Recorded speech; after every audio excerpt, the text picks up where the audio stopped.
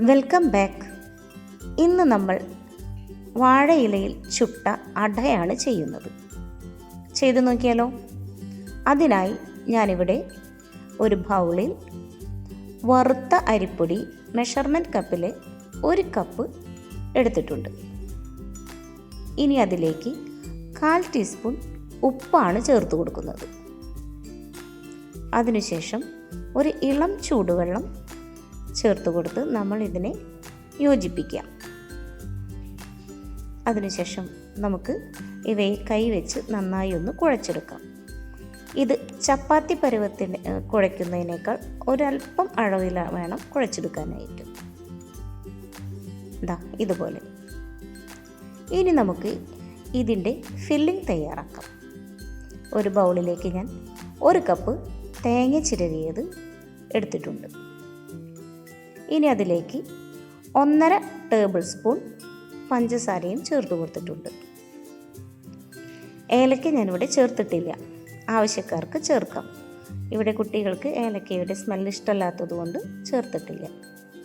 ഇനി 1/4 ടീസ്പൂൺ ജീരകപ്പൊടിയാണ് ചേർക്കുന്നത്. ജീരകം മുഴുവനായിട്ടും ചേർക്കാം. ഇനി ഈ ഫില്ലിംഗ് എല്ലാം തയ്യാറായതിനു ശേഷം നമുക്കൊരു വാഴയിലയെടുത്ത് ഞാനിപ്പോൾ ഇതുപോലെയാണ് ഇവിടെ പരത്തുന്നത്. വളരെ കനം കുറഞ്ഞാണ് ഞാൻ പരത്താറ്.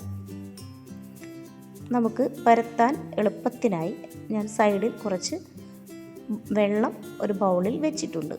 ഇടയ്ക്ക് കൈ ഒന്ന് അതിൽ മുക്കിയിട്ട് ഇതുപോലെയൊന്ന് പരത്തി കൊടുക്കും.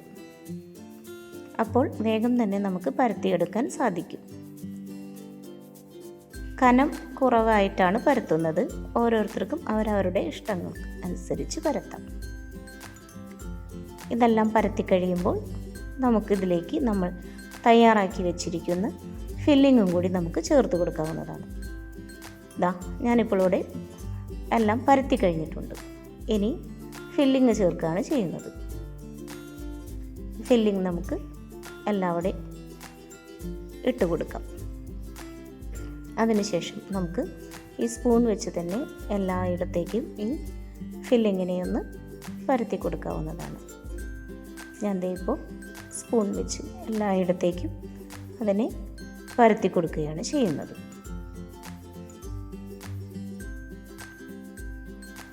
ഇത് പരത്തി കഴിയുമ്പോൾ നമുക്കിവയെ ഒന്ന് മടക്കി കൊടുക്കാം. ഒരറ്റത്തുനിന്ന് മറുഭാഗത്തേക്ക് നമുക്ക് ഒന്ന് മടക്കി കൊടുക്കാം. നമ്മളിപ്പോൾ മടക്കി കൊടുത്തു. ഇനി നമുക്ക് എല്ലാ വശവും ഒന്ന് ചെറുതായി ഒന്ന് അമർത്തി കൊടുക്കുക. എല്ലാ വശവും അമർത്തി കൊടുത്തതിന് ശേഷം ചൂടായിരിക്കുന്ന ഒരു പാനിലേക്ക് ഞാനിത് വെച്ച് കൊടുക്കുന്നുണ്ട്. പണ്ടെല്ലാം ഓട്ടുപാത്രത്തിലാണ് അട ചുട്ടിരുന്നത്.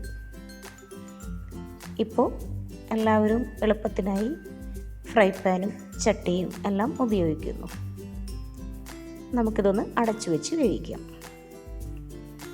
ഇപ്പോൾ ഒന്ന് തുറന്ന് നോക്കിയപ്പോൾ ഇതുപോലെയാണ് ഉള്ളത്. ഇവയെ നമുക്കൊന്ന് തിരിച്ചിട്ട് കൊടുക്കാം. അടുത്ത വശവും വെന്ത് വരട്ടെ. അതിനായി നമുക്ക് വെയിറ്റ് ചെയ്യാം.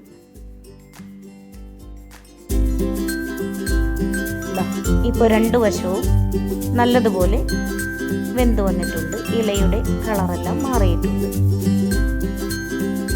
ഇല നന്നായി മൊരിഞ്ഞു വന്നിട്ടുണ്ട്.